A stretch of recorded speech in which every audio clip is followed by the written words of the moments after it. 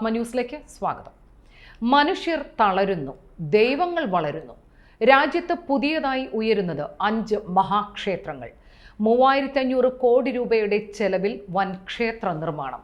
ഹൈന്ദവ വിശ്വാസങ്ങൾക്കും പ്രമാണങ്ങൾക്കും നൂറ്റാണ്ടുകളുടെ പഴക്കവും ചരിത്രവുമുണ്ട്. ചില ഘട്ടങ്ങളിൽ അവിശ്വസനീയത തോന്നുമെങ്കിലും മനുഷ്യവർഗത്തിന്റെ മുന്നോട്ടുള്ള പ്രയാണത്തിൽ നേർവഴിയായി കാണാൻ കഴിയുന്ന ഉപദേശങ്ങളും നിർദ്ദേശങ്ങളുമൊക്കെ ഹൈന്ദവ കഥകളിലും പുരാണങ്ങളിലും നിറഞ്ഞു നിൽക്കുന്നുണ്ട്. മനുഷ്യരെ രക്ഷിക്കുന്നതും ശിക്ഷിക്കുന്നതും ദൈവമാണെന്ന് വിശ്വസിക്കുന്നു. ദൈവമില്ല എന്ന് വിശ്വസിക്കുന്ന മനുഷ്യരും നമുക്കിടയിലുണ്ട്.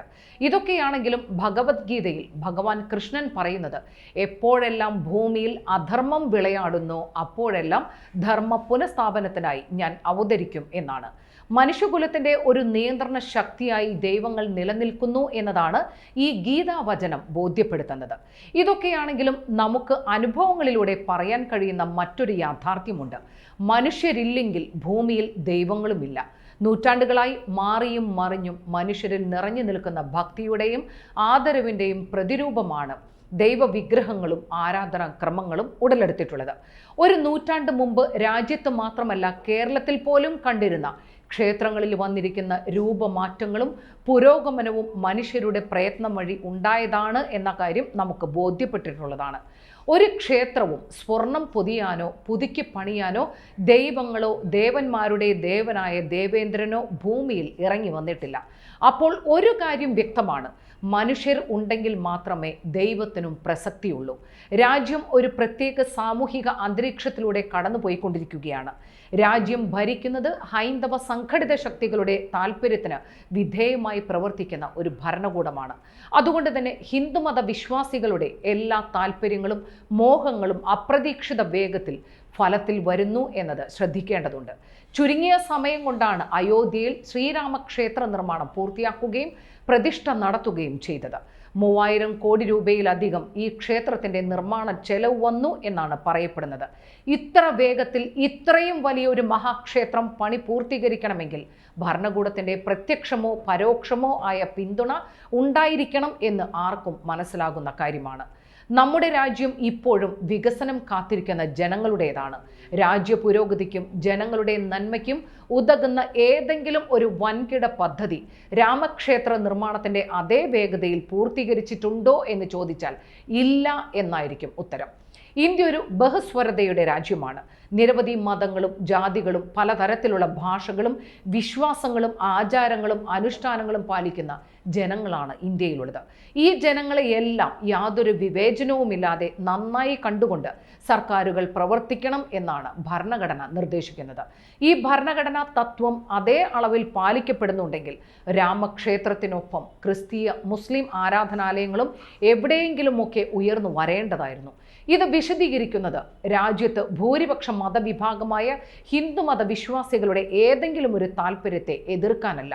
വലുതോ ചെറുതോ ആയ ഏതെങ്കിലും ആരാധനാലയം നിർമ്മിക്കുവാനും മറ്റ് മതസ്ഥരെ പോലെ ഹിന്ദുക്കൾക്കും അവകാശമുണ്ട്.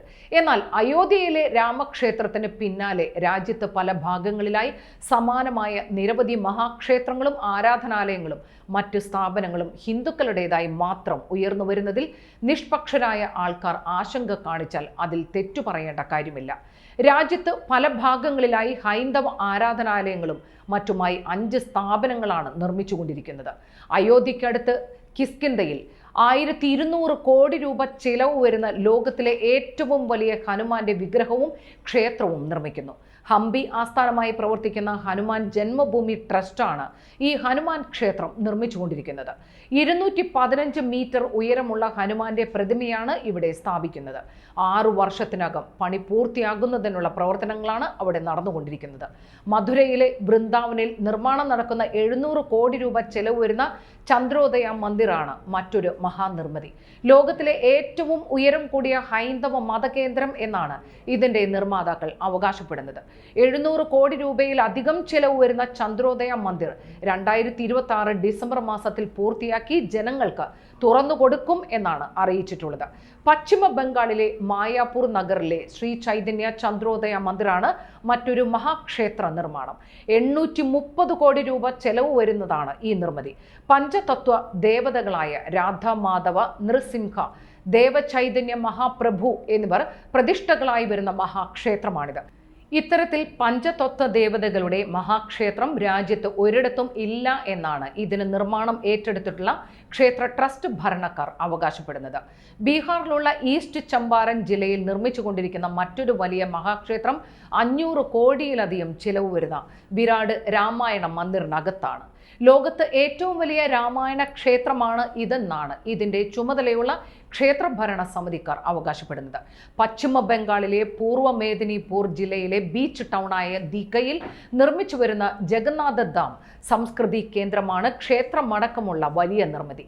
143 കോടി രൂപയാണ് ഈ സംസ്കൃതി കേന്ദ്രത്തിന്റെ നിർമ്മാണ ചെലവ്.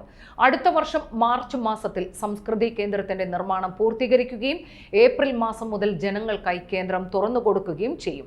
ഇത്തരത്തിൽ രാജ്യത്ത് പല ഭാഗങ്ങളിലായി ഉയർന്നു പോകുന്ന മഹാക്ഷേത്രങ്ങളുടെയും സംസ്കൃതി കേന്ദ്രങ്ങളുടെയും മൊത്തത്തിൽ വരുന്ന ചെലവ് ഏതാണ്ട് 3500 കോടി രൂപയിലധികം വരും.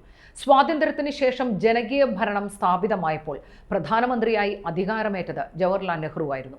രാജ്യത്ത് ഇന്ന് നാം കാണുന്ന പല വികസിത പ്രവർത്തനങ്ങളുടെയും തുടക്കം കുറിച്ചത് നെഹ്റു ആയിരുന്നു.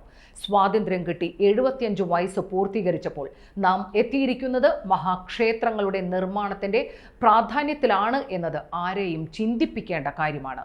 അന്ന് പ്രധാനമന്ത്രിയായിരുന്ന നെഹ്റു പറഞ്ഞത് നമ്മുടെ നാട്ടിൽ ഇനി ഉണ്ടാകേണ്ട ക്ഷേത്രങ്ങൾ കർഷകർക്ക് കൃഷി ചെയ്യാൻ ഉപകരണങ്ങൾ ഉണ്ടാക്കുന്ന ഫാക്ടറികളും വൈദ്യുതി ഉൽപ്പാദിപ്പിക്കുന്ന കേന്ദ്രങ്ങളും ജനങ്ങൾക്ക് ആവശ്യമുള്ള റോഡുകളും ഗതാഗത സൗകര്യവുമാണ് എന്നായിരുന്നു. നെഹ്റു തുറന്നുവെച്ച ആ പാതയിലൂടെ രാജ്യം മുന്നോട്ട് നീങ്ങിയപ്പോഴാണ് ഇന്ത്യ ഒരു വികസ്വര രാജ്യമായി മാറിയത്. ആ സ്ഥിതിയിൽ നിന്നും നമ്മുടെ രാജ്യം ഇപ്പോൾ വഴിമാറി നീങ്ങുന്നു എന്ന് കാണിക്കുന്നതാണ് മഹാക്ഷേത്രങ്ങളുടെയും മഹാപ്രതിമകളുടെയും ഒക്കെ നിർമ്മിതിക്കുള്ള ആവേശം കാണിക്കൽ. ക്ഷേത്രങ്ങൾ, പള്ളികൾ, മോസ്കുകൾ ഇതൊക്കെ മനുഷ്യ സമൂഹത്തിന് ആവശ്യമാണ്. എന്നാൽ ഇതെല്ലാം പണി തീർക്കുന്നത് ആയിരക്കണക്കിന് കോടി രൂപയുടെ ചെലവിൽ സ്വർണം പൊതിഞ്ഞതാകുന്നത് സമനില തെറ്റുന്നത് കൊണ്ടുണ്ടാകുന്ന അനുഭവങ്ങളാണ്. 4 കൽത്തൂണും അതിനൊരു മേൽക്കുരയുമുള്ള ക്ഷേത്രത്തിലിരിക്കുന്ന ദൈവത്തിൻ്റെ ശക്തിയേക്കാൾ വലിയ ഏതെങ്കിലും ശക്തി സ്വർണം പൊതിഞ്ഞ ശ്രീകോവിലിരിക്കുന്ന ദൈവത്തിനുണ്ടാകും എന്ന് വിശ്വസിച്ചാൽ അത് ദൈവവിശ്വാസമാകില്ല, പകരം ദൈവനിന്ദ തന്നെയായിരിക്കും എന്നത് തർക്കമറ്റ കാര്യമാണ്. ഒരു ഹൈന്ദവ പുരാണത്തിലും ഇതിഹാസത്തിലും സ്വർണം പൊതിഞ്ഞ ശ്രീകോവിലിനകത്താണ് ദൈവസാന്നിധ്യം ഉണ്ടാവുക എന്ന് പറഞ്ഞിട്ടില്ല എന്ന കാര്യവും മഹാക്ഷേത്ര നിർമ്മാതാക്കൾ ശ്രദ്ധിക്കണം എന്ന് ഓർമ്മിപ്പിക്കുകയാണ്. നന്ദി, നമസ്കാരം.